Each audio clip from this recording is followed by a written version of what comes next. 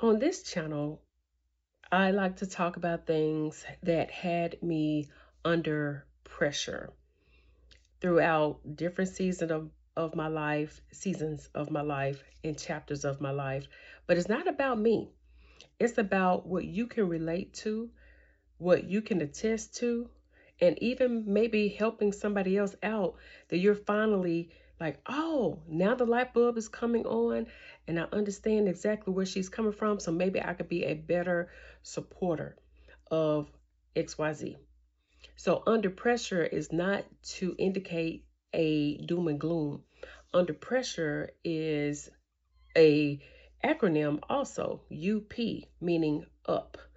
Under pressure, just like a seed going into the ground, it has to be put under pressure in order for it to grow. The pressure of what's happening in the ground and the pressure that it has to push through to come up above the ground.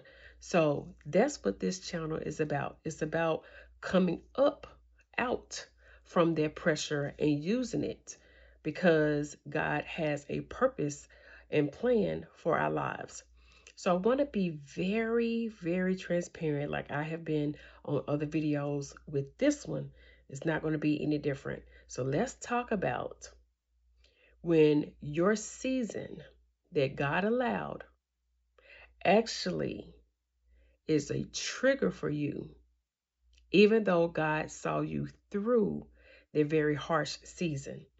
Certain things can trigger you, and certain things can cause you to go back or revert to a headspace where you may feel certain emotions that you know comes from being triggered with what God has allowed.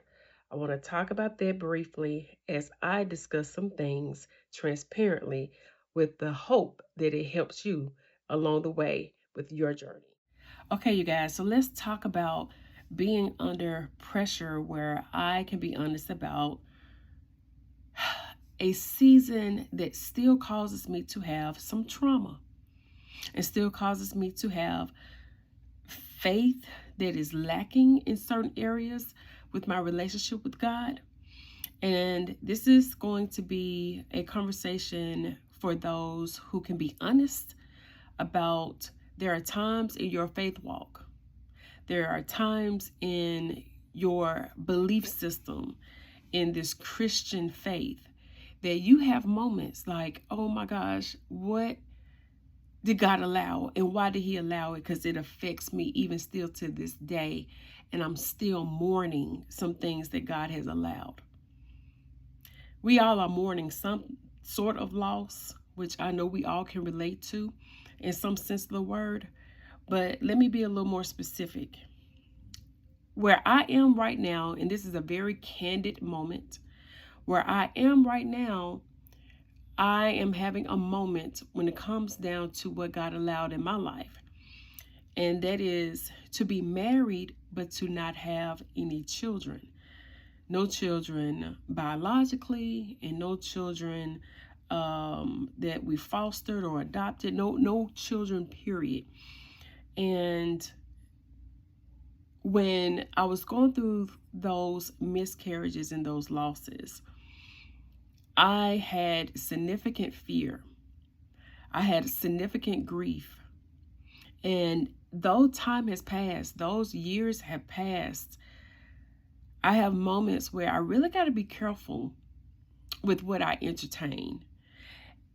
I watched a really good show that I enjoy, Married at First Sight, and I saw a very beautiful union. Fast forward from the first day of their marriage to now they're years into their marriage, and how their marriage has just transpired from strangers getting married to now today they have children together. And I watched some of the footage of what that looks like, their journey with, becoming first-time parents, and their journey of having their first child and what that looks like, and just all the things that they were able to show the world. And I thought I was handling it pretty well, but then something hit me, and my emotions of sadness began to rise.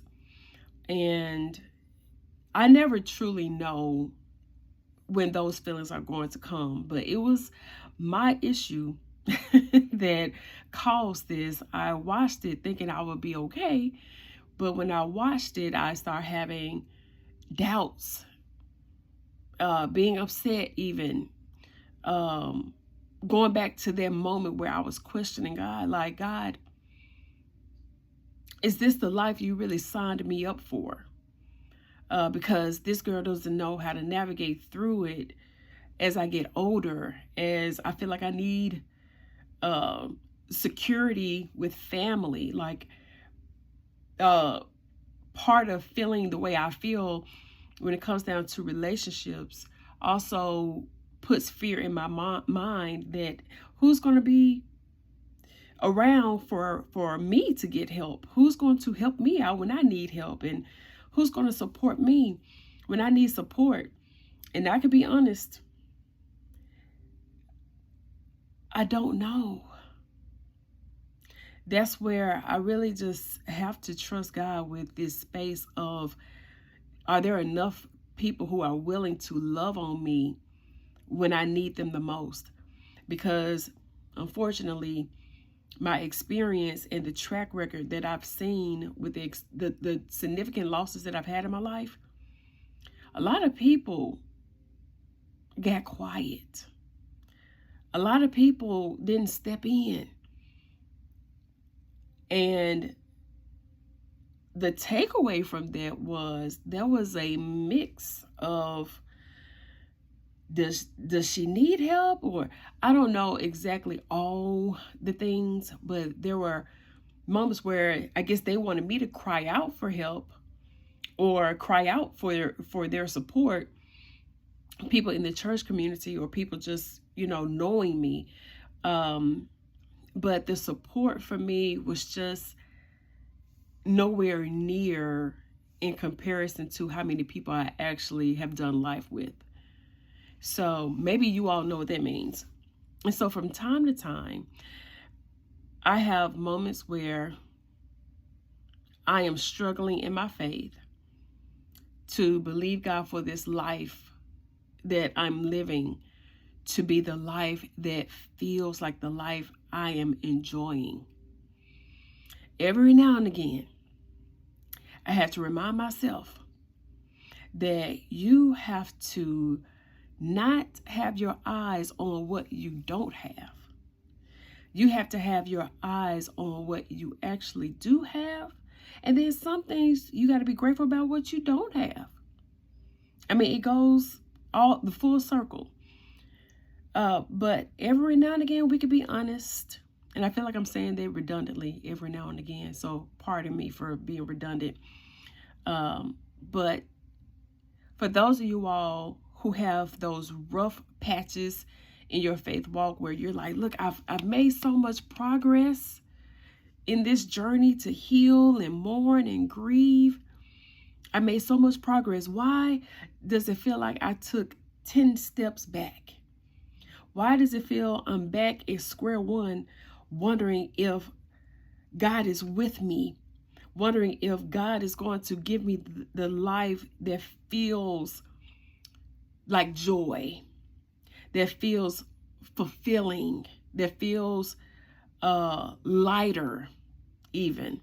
So if you are there, I want you to consider reading, like I'm reading a little bit now. Read Psalm. ESV is good, but I'm reading King James Version. But when you read Psalms if you start at chapter 131, and then go to the chapter 145. If you go to 131 and then 145, and you can read the other chapters in between that, you will hear how much David acknowledged God in a way where he depended on him.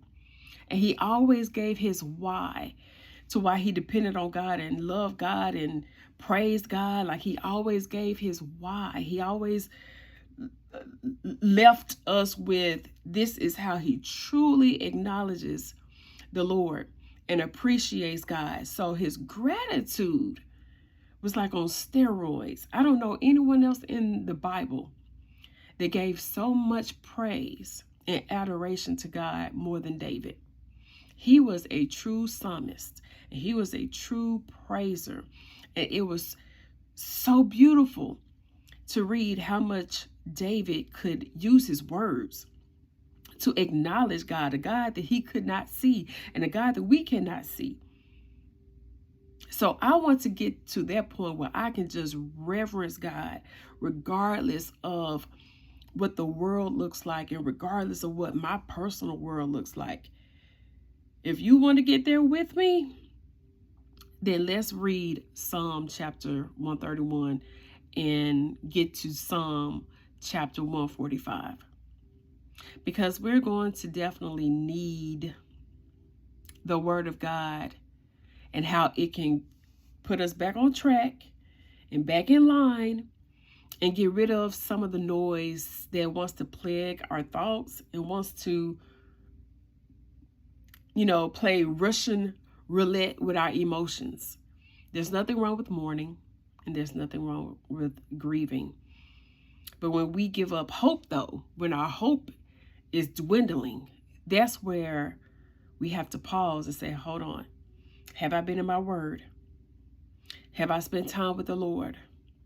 Am I stirring up gratitude, or am I more so concerned about being entertained and stirring up strife or trying to have things go my way? What am I aiming for? And once you can answer those questions, I know God will minister to us. I know God will hold us up. And I know God is going to allow us to express how we feel, but it's going to be in a safe place. And he knows how to speak to us individually according to the need and the purpose for our lives. I hope this video helps someone. It's just my way of sharing some candid thoughts and candid moments with you guys, whether it's perfect or not. But regardless of that, thank you for watching. I hope you decide to subscribe. And I'm still waiting on a few commenters, but if not, just know that you're enjoying the things that are shared on this platform is a win. And help me know how I can do better. I don't mind constructive criticism at all. I don't mind it, but be nice in the comments. You all take care. And this is Keisha Covington signing off.